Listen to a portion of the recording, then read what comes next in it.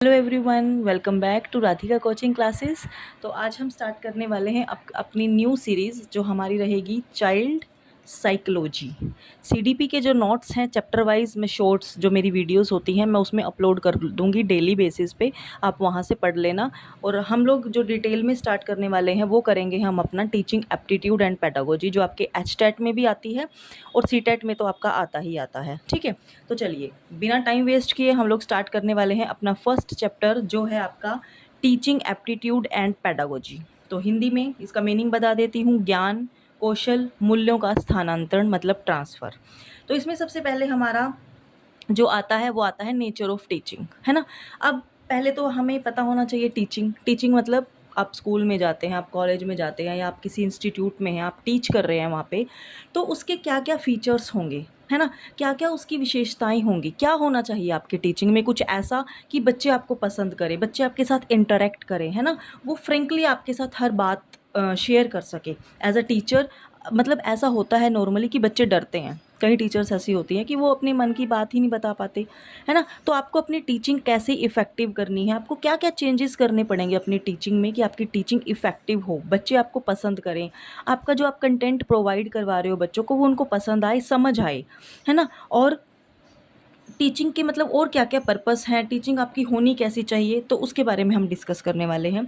तो सबसे पहले जो आपका नेचर ऑफ टीचिंग में आता है वो आपका आता है इंटर प्रोसेस। इंटर प्रोसेस मतलब आपकी जो टीचिंग है वो इंटरेक्शन बेस्ड होनी चाहिए, अंतः प्रक्रिया जिसको बोलते हैं। मतलब ऐसा नहीं है कि आप क्लास में गए, है ना, आपने अटेंडेंस ली, आपने बोर्ड पे काम करवाया, आपने नोटबुक चेक करी और आप क्लास से बाहर आए। नहीं, आपकी टीचिंग कैसी होनी चाहिए कि आप क्लास में गए तो ये नहीं है कि सिर्फ आपने अपना बैग साइड में रखा और अटेंडेंस लेनी स्टार्ट कर दी। नहीं, आपने बच्चों से पहले पूछना है कि मतलब कैसा है वो उनका दिन आज का, है ना, वो ब्रेकफास्ट करके आए हैं या नहीं आए हैं। थोड़ा सा फ्रेंकली उनके साथ, जैसे स्टार्टिंग में अगर हम 5-10 मिनट बच्चों के साथ, 10 मिनट भी नहीं 5 मिनट भी अगर आप बच्चों के साथ इंटरेक्ट करते हैं ना, क्लासरूम में जाने से पहले आप क्लासरूम में एंट्री करते हैं, बच्चों से उनका हालचाल पूछते हैं, है ना, तो बच्चे भी फ्रेंकली मतलब फिर हर बात आपके साथ शेयर करते हैं, उनको लगता है कि हाँ यार मैम अच्छे हैं, है ना। और उस चीज़ का इम्पैक्ट बच्चों के ऊपर पॉजिटिव जाता है। अगर आप ऐसे ही मतलब सीधा गए और आपने सिर्फ ये पढ़ाना स्टार्ट कर दिया एंड ऑल, तो फिर बच्चे आपके साथ इंटरेक्ट नहीं करेंगे। तो आपकी टीचिंग कैसी होनी चाहिए, इंटर प्रोसेस होनी चाहिए, इंटरेक्शन होनी चाहिए आपकी टीचिंग में। सेकंड आता है आपका कॉन्टीन्यूस। अब ये नहीं है कि आपने आज टीच कर दिया बच्चों को, 2-3 दिन आप एब्सेंट रहे या फिर आपने किसी वजह से उनको टीच ही नहीं किया, तो टीचिंग क्या होती है, डिस्ट्रैक्ट हो जाती है ना। बच्चे मतलब वो अपना जो बॉन्ड होता है, जो एक तरह से कम्युनिकेशन वाला बॉन्ड बनता है उनके साथ, वो टूट जाता है। तो कॉन्टीन्यूस आपकी टीचिंग होनी चाहिए। दूसरा है पर्पसफुल। अब आप क्लास रूम में गए मान लो, है ना, आपको पता ही नहीं है कि आपको कराना क्या है। अगर आपको कोई चैप्टर कराना है तो आपने सिर्फ रीडिंग कर दी, क्वेश्चन आंसर टिक करा दिया एंड दैट्स इट। नहीं, आपका पर्पस क्या है। अगर आप कोई चैप्टर रीड करवा रहे हो क्लास में, आप मैथ्स का कोई चैप्टर अगर बच्चे को समझा रहे हैं, तो आपका पर्पस भी तो होना चाहिए ना कि हाँ आज मैंने, मान लो मैंने आज ट्रिग्नोमेट्री करानी है ना, तो ये तो नहीं है कि आप सिर्फ फॉर्मूले कराओगे। तो आपका पर्पस क्या है कि मैंने ट्रिग्नोमेट्री बच्चे को ऐसे करानी है कि रियल लाइफ में ट्रिग्नोमेट्री कहाँ यूज़ होती है, कैसे यूज़ होती है, बच्चे उसको कर पाएँ, है ना। तो पर्पसफुल आपकी टीचिंग होनी चाहिए। कॉम्प्लेक्स प्रोसेस मतलब इजी होना चाहिए। ये नहीं है कि कोई जटिल प्रक्रिया या फिर कुछ ऐसा कि बच्चों को समझ ही ना आए कि आप करवा क्या रहे हो, है ना। तो आपका जो टीचिंग है वो आपकी कॉम्प्लेक्स फॉर्म में होनी चाहिए।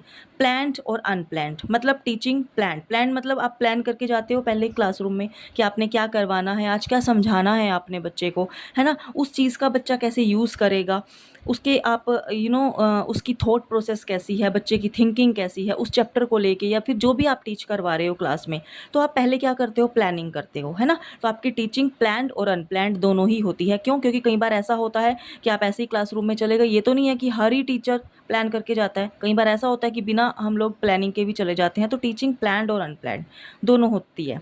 डायनामिक और रिफ्लेक्टिव मतलब आपकी टीचिंग में क्या होना चाहिए, रिफ्लेक्शन। अब ये तो नहीं है ना कि आपने कोई चीज़ करवा दी और बच्चे उसका रिस्पॉन्स ही नहीं कर रहे हैं, आपको रिफ्लेक्शन उनकी तरफ से कुछ मिल ही नहीं रहा है, या जो चीज़ आपने क्लासरूम में करवाई है या फिर अपनी एकेडमी पे या फिर स्कूल में आपने अगर बच्चों को कोई टॉपिक करवाया है, तो आप भी एक्सपेक्ट करते हो ना कि बच्चे उस चीज़ को रिफ्लेक्ट करें, बच्चे उसका फीडबैक दें, बच्चे उसको उस टॉपिक का या फिर जो भी आप करवा रहे हो उसका रिस्पॉन्स आपको मिले पॉजिटिव, है ना। तो यानी कि आपकी जो टीचिंग है वो रिफ्लेक्टिव होनी चाहिए। और एक और बात, अब मान लो एज अ टीचर आप स्कूल में जाते हो और आप ऐसे ही नॉर्मली मतलब स्लीपर्स डाल के चले गए, है ना, मतलब ये सोचा कि चलो यार स्कूल ही तो जाना है, बच्चों को पढ़ाना ही तो है, आपका हेयर स्टाइल प्रॉपर नहीं है, आपकी ड्रेसिंग सेंस अच्छी नहीं है, आपका कम्युनिकेशन स्किल अच्छी नहीं है, आप कम्यूट कैसे करते हो बच्चों के साथ वो आपका इम्प्रेसिव नहीं है, तो मतलब फिर क्या होता है, बच्चे के ऊपर आपकी इमेज का जो इफ़ेक्ट है वो गलत ही आता है ना। बच्चों को मतलब ये लगने लगता है यार ये टीचर आ ही क्यों गई है क्लास में। बट इंस्टेड ऑफ दिस, अगर आप की पर्सनैलिटी अच्छी है, आपकी ड्रेसिंग सेंस अच्छी है ना, आपका कम्युनिकेशन इतना इफ़ेक्टिव है कि मतलब सुनता रहे बच्चा, है ना, तो आपको ऐसी मतलब अपनी पर्सनैलिटी को ऐसा क्रिएट करना है। ये नहीं है कि आप बस ऐसे ही मतलब पढ़ाने चले गए और बच्चों को पसंद भी ना आए। तो सबसे पहले तो आपकी पर्सनैलिटी मैटर करती है ना? तो इसलिए मतलब आपकी जो ड्रेसिंग सेंस है या ओवरऑल जो भी आपका क्या बोलते हैं उसको लुक है या फिर जो भी आपकी पर्सनैलिटी है वो रिफ्लेक्टिव भी होनी चाहिए, इम्प्रेसिव भी होनी चाहिए। सोशल एंड पर्सनल, अब जो टीचिंग है वो पर्सनल भी होती है, सोशल भी होती है। कैसी होती है पर्सनल और सोशल?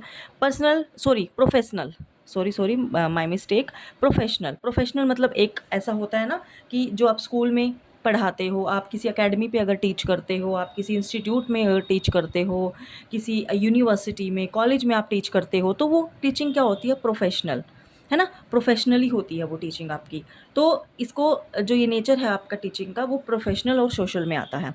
आर्टिस्टिक या फिर साइंटिफिक मीन्स आपकी टीचिंग बोरिंग नहीं होनी चाहिए, है ना। अगर आपने कोई टॉपिक कराना है तो आप उसका कुछ डायग्राम बना दो, कुछ पिक्चर्स के थ्रू आप बच्चे को समझा सकते हो कि कोई टॉपिक मैंने मान लो मैंने शेप्स टॉपिक कराना है, तो सबसे पहले ये तो नहीं है कि मैं बच्चे को बस ऐसे ही ओरली करा दूंगी ये सर्कल होता है ना, ये ऐसे बना दो तो ये रेक्टेंगल बन जाता है, तो ऐसे तो नहीं करोगे आप क्या करोगे? पिक्टोरियल फॉर्म में उसको रिप्रेजेंट करोगे, आप बोर्ड पे पिक्चर्स ड्रॉ करोगे, आप फ्लैश कार्ड्स यूज़ करोगे, है ना, डिफरेंट डिफरेंट शेप्स के, या फिर आप कुछ 3D शेप्स लेके आओगे, जिससे मतलब बच्चे को लगेगा कि हाँ अच्छा ये होता है ये होता है, और वो उसको भूलता भी नहीं है कभी। जो चीज़ उसके सामने आप रियल लाइफ एग्जांपल्स दे के या फिर कुछ आप अपने बोलते हैं जो टीचिंग में होते हैं आपके TLMs यूज़ करके अगर जो आप बच्चों को समझाते हो तो वो आपका आर्टिस्टिक में आता है। मतलब कुछ आर्ट से रिलेटेड अगर आप टॉपिक में ऐड कर दो अपने, तो आपकी टीचिंग इम्प्रेसिव और इफेक्टिव बन जाती है। फॉर्मल एंड इनफॉर्मल, फॉर्मल और इनफॉर्मल में क्या आता है? फॉर्मल टीचिंग वो होती है जो आप प्रॉपर एक किसी इंस्टीट्यूट में, किसी स्कूल में जाके, किसी कॉलेज में जाके आप टीच करते हो। और इनफॉर्मल कैसी होती है कि चलते फिरते ऐसे ही हमने किसी को कुछ ज्ञान दे दिया और उसको वो समझ आ गया, तो वो भी तो टीचिंग ही है एक तरह से, है ना। उसके बाद है प्रोसेस ऑफ गाइडेंस। आपकी टीचिंग ऐसी होनी चाहिए कि सामने वाले को आप गाइड भी कर सको अगर उसे किसी चीज़ में प्रॉब्लम आ रही है। ज़रूरी नहीं है कि वो सिर्फ उस पर पर्टिकुलर सब्जेक्ट में है, नहीं, उसकी लाइफ में भी अगर उसको कुछ गाइडेंस आपसे चाहिए, है ना, तो वो एज अ फ्रेंड आपसे मतलब गाइड ले सके, तो आपको ऐसा टीचर बनना है। डेवलपमेंटल प्रोसेस मतलब टीचिंग आपकी कैसी है? आप टीचर हो तो आपको सिर्फ उस बच्चे को उस सब्जेक्ट में माहिर नहीं करना है, आपको उसकी ओवरऑल डेवलपमेंट करनी है ना। हम बात करते हैं 360 डेवलपमेंट की, मतलब बच्चे का होलिस्टिक डेवलपमेंट होना चाहिए, है ना। मतलब ओवरऑल डेवलपमेंट की हम बच्चे की बात करते हैं तो उसके लिए क्या रिस्पॉन्सिबल होता है? एक टीचर को ही हम बोलते हैं कि अच्छा टीचर ने तेरे को मैनर्स नहीं सिखाए, अच्छा टीचर ने तेरे को ये नहीं सिखाया। सब्जेक्ट तो सबसे बाद में आता है फिर कि अच्छा मैथ्स का टीचर है, अच्छा सबसे पहले तो क्या बोलेंगे? तू गुड मॉर्निंग विश नहीं करता, तू आफ्टरनून विश नहीं करता, तेरे टीचर ने नहीं सिखाया तेरे को बैठने के मैनर्स नहीं है, तेरे टीचर ने नहीं सिखाया। तो मतलब एक टीचर का रोल क्या होता है ना, उसको उसकी ओवरऑल डेवलपमेंट करनी होती है बच्चे की। सिर्फ कॉन्सेप्ट बेस पे या सिर्फ उस पर्टिकुलर सब्जेक्ट पे ही हम लोग रिस्ट्रिक्शन नहीं लगा सकते कि हाँ सिर्फ आपने इतना ही कराना है, नहीं, आपने ओवरऑल डेवलपमेंट बच्चे की सोचनी है। फिर आता है ऑब्जेक्टिव, मतलब टीचिंग के क्या क्या ऑब्जेक्टिव्स हैं।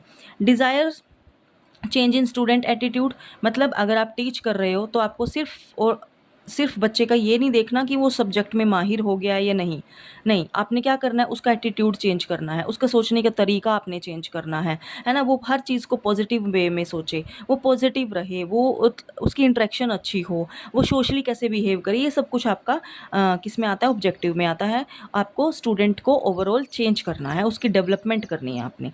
एक्विजिशन ऑफ नॉलेज, वो नॉलेज को ग्रहण करे, है ना, जो आप नॉलेज उसको देना चाहते हो और वो अगर उसको ग्रहण कर रहा है तो इससे बेस्ट तो कुछ हो ही ही नहीं सकता है। इम्प्रूव लर्निंग स्किल, आपको उसके लर्निंग स्किल पे भी काम करना है कि उसको सीखना है, जो है ना, जो उसकी स्किल है सीखने की, आपको उसके ऊपर भी काम करना है। और टीचिंग में हमें हमेशा उसकी लर्निंग स्किल इम्प्रूव करनी पड़ती है। ये तो नहीं है कि मान लो क्लास में अब हर तरह का बच्चा होता है, जीनियस स्टूडेंट क्लास में होते हैं, एवरेज होते हैं, बिलो एवरेज होते हैं, है ना, और आप ये लगा लो कि बिल्कुल ही मंदबुद्धि बच्चे भी क्लास में कहीं होते हैं। तो आपको ये नहीं है कि उनको आप सेपरेट बिठा दोगे कि नहीं तू बैठ भाई, तेरे को मैं बाद में, क्लास में अभी 5th तक टेबल चल रही है तो तेरे को तो मैं अभी 2 की टेबल ही सिखाऊंगी, नहीं। आपको अपनी टीचिंग में इस तरह से चेंज करना है कि आप सारे बच्चों को एक साथ लेके चलो। आपको हम लोग अब किसकी बात करते हैं, एनईपी के अंडर, आपके एनसीएफ के अंडर, अब हम बच्चों की ओवरऑल मतलब डेवलपमेंट की बात करते हैं। अब ये नहीं है कि आप उसको सेपरेट बिठाओगे, ये नहीं है कि आप उसको क्लास से बाहर ही निकाल दो कि नहीं भाई तेरे साथ मैं डील नहीं कर सकती, नहीं। टीचर को अपनी टीचिंग में चेंज करना पड़ेगा। टीचर को ऐसे ऐसे ऐसी ऐसी एक्टिविटीज़ प्लान करनी पड़ेगी कि वो बच्चा भी उसको अटेम्प्ट करे, वो बच्चा भी उसमें पार्टिसिपेट कर सके, ठीक है। To shape behaviour and conduct, वही बात है कि आपको स्टूडेंट के बिहेवियर को चेंज करना है ना। टीचिंग के हमारे ये सारे ऑब्जेक्टिव्स हैं। फिर आते हैं वेरिएबल। वेरिएबल मतलब टीचिंग के कितने चर हैं, कितने चर होते हैं टीचिंग के। तो टीचिंग इज़ बाईपोलर, ये बात किसने बोली थी, एडम ने। टीचिंग बाईपोलर होती है, मतलब टीचिंग के सिर्फ 2 ही चर होते हैं और वो क्या होता है, टीचर एंड स्टूडेंट। ये बात बोली थी आपकी एडम ने। ट्राईपोलर की बात करते हैं जॉन डीवी। ट्राईपोलर में जो थर्ड चर ऐड किया था ट्राईपोलर प्रोसेस में जॉन डीवी ने, वो क्या था आपका, करिकुलम, ठीक है। तो यानी कि इसमें आपके फिर 3 जो चर आते हैं वो आते हैं आपके स्टूडेंट, टीचर एंड करिकुलम। और ये बात किसने बोली थी, आपकी जॉन डीवी ने। और बाईपोलर सिर्फ स्टूडेंट और टीचर की बात कौन करते थे, आपके एडम, ठीक है। तो ये चीज़ें आपने 2 पॉइंट है जो आपने ध्यान रखने हैं। उसके बाद है रिक्वायरमेंट। रिक्वायरमेंट क्या होती है, अगर आप बच्चे को की डेवलपमेंट करना चाहते हो, ठीक है, आप स्कूल में हैं या कहीं पे भी है, तो क्या क्या रिक्वायरमेंट होती है। टीचर, ऑब्वियस सी बात है, टीचर भी होना चाहिए, लर्नर भी होना चाहिए। खाली टीचर भी कुछ नहीं कर सकता, क्लासरूम में जाएगा वो पढ़ाएगा किसको। लर्नर भी अकेला कुछ नहीं कर सकता, अगर वो क्लासरूम में जाके बैठ गए, कोई टीचर आ ही नहीं रहा है, तब भी उसको कोई फ़ायदा नहीं है। कंटेंट जरूरी होना चाहिए। अब ये तो नहीं है कि टीचर गया क्लासरूम में, लर्नर भी हैं, ठीक है भाई, ठीक है, आपके पास कंटेंट ही नहीं है तो आपके वहाँ पे बातें मार के आओगे बच्चों के साथ, या फिर वहाँ पे आप कुछ जोक मार के आओगे कि बच्चे हंस दिए हैं बस भाई ठीक है बढ़िया, नहीं। आपके पास कंटेंट आपका प्रॉपर होना चाहिए, ठीक है। इन्वायरमेंट, क्लासरूम का इन्वायरमेंट इतना अच्छा होना चाहिए कि बच्चा मतलब मजबूर हो जाए आने के लिए। वो डेली ये ना सोचे यार मैं स्कूल जाता ही नहीं हूँ आज, नहीं। आप उसकी क्लासरूम को ऐसा एक्टिविटी से मतलब लगाओ, कुछ नई नई एक्टिविटीज़, कुछ ऐसा इंप्रेसिव, कुछ ऐसा अट्रैक्टिव आप क्लासरूम को बना दो। इवन ज़रूरी नहीं है कि आपने सिर्फ वॉल डेकोरेशन ही करनी है, नहीं। आपकी कम्युनिकेशन स्किल, आपकी पर्सनैलिटी, आपका टीचिंग का मेथड इतना इंप्रेसिव होना चाहिए कि बच्चे को लगे कि नहीं मैंने तो डेली स्कूल में जाना है, उसको लगे कि आज मैं कुछ नया सीख के आऊँगा। ये नहीं है कि आज होमवर्क है, आज टेस्ट है, आज मैम मेरे को मारेगी, मेरे को स्कूल नहीं जाना, नहीं। आपने ऐसा कुछ नहीं करना। आपने अपनी टीचिंग को इतना इफेक्टिव बनाना है, आपने अपने क्लासरूम को इतना अट्रैक्टिव बनाना है कि बच्चा खुद आए, है ना, खुद वो मजबूर हो जाए कि मैंने तो आज क्लासरूम में जाना है, आज मेरे को मेरी टीचर पता नहीं कुछ नया सिखाएगी। तो ऐसा आपको मतलब बनना है, ठीक है। तो आपकी टीचिंग में ये 4 जो चीज़ें हैं वो रिक्वायर्ड होती हैं, टीचर, लर्नर, कंटेंट और आपका इन्वायरमेंट, ठीक है। तो चलिए करते हैं नेक्स्ट। अब आपका आता है phases and stages of teaching. अब टीचिंग में कौन कौन सी स्टेज होती है, चलिए मान लो अब मैंने टीचिंग करनी है ना, तो मैं क्या करूँगी, सबसे पहले प्री प्लानिंग करती हूँ कि आज मैंने क्लासरूम में जाना है, ठीक है, आज मैंने ये चैप्टर कराना है और ठीक है मेरा ये ऑब्जेक्टिव है, ठीक है, मेरे को मेरा ये आउटपुट आना चाहिए, ये आप सोचते हो। फिर आप क्लासरूम में एंटर कर गए। अब क्लासरूम में एंटर करने के बाद आप क्या करते हो, इंटरेक्ट करते हो बच्चों के साथ, कुछ एक्टिविटीज़ जो आप सोच के जाते हो वो एक्टिविटीज़ आप कराते हो बच्चों को, है ना। ग्रुप डिस्कशन या जो भी आप क्लासरूम में करवाते हो वो आपका क्लासरूम होता है, वो आपकी इंटरेक्टिव प्रोसेस में आता है। पोस्ट एक्टिव में क्या होता है कि आपने अब टीचिंग करा दी, ठीक है, आपने प्लानिंग कर ली थी, फिर आपने टीचिंग कर ली। अब आपका क्या है, अब आपने क्या लेना है, फीडबैक लेना है बच्चों का, है ना। क्या जो आपने टीच किया है वो बच्चे समझ पाए हैं या नहीं समझ पाए हैं, आप उनका मूल्यांकन करते हो, है ना, इवैल्यूएशन आप करते हो। अगर वो चीज़ आपकी रिफ्लेक्ट नहीं हो रही है, आपको फीडबैक उस तरह का नहीं मिल रहा, तो आप अपनी टीचिंग में चेंज करते हो, ठीक है। तो इसको ही डिटेल में अब करने वाले हैं।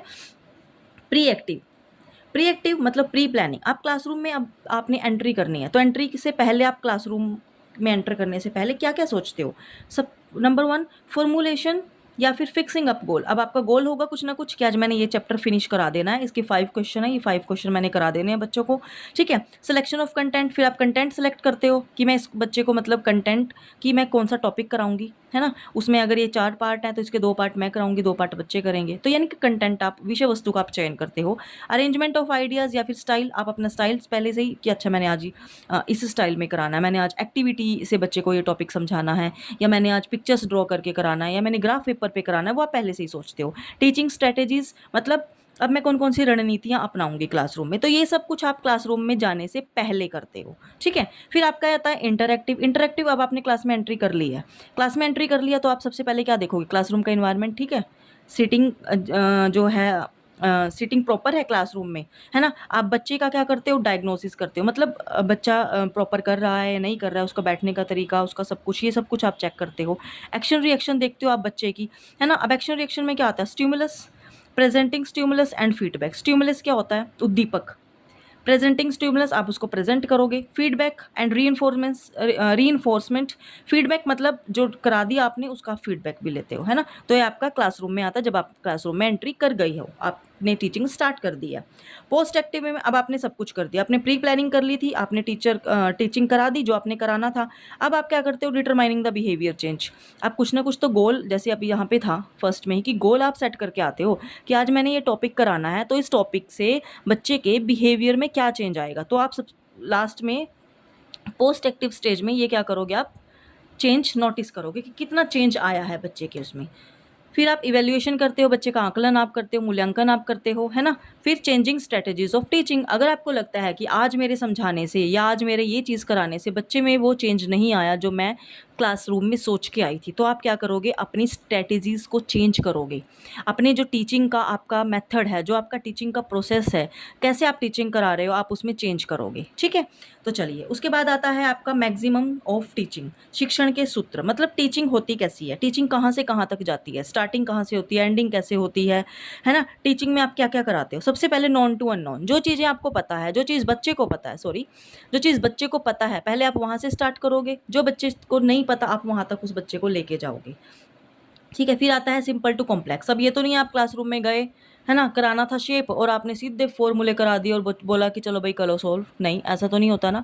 सबसे पहले आप बच्चे को शेप्स करवाओगे, फिर बताओगे कि ये एंगल होता है, ये साइड्स होती हैं, इतनी साइड्स होती हैं तो ये शेप बनती है। देन आप फिर फॉर्मूले पे आते हो, उसका एरिया, उसका सरफेस एरिया, उसका वॉल्यूम, ये सब कुछ आप बाद में करते हो, तो आप सिंपल टू कॉम्प्लेक्स आओगे।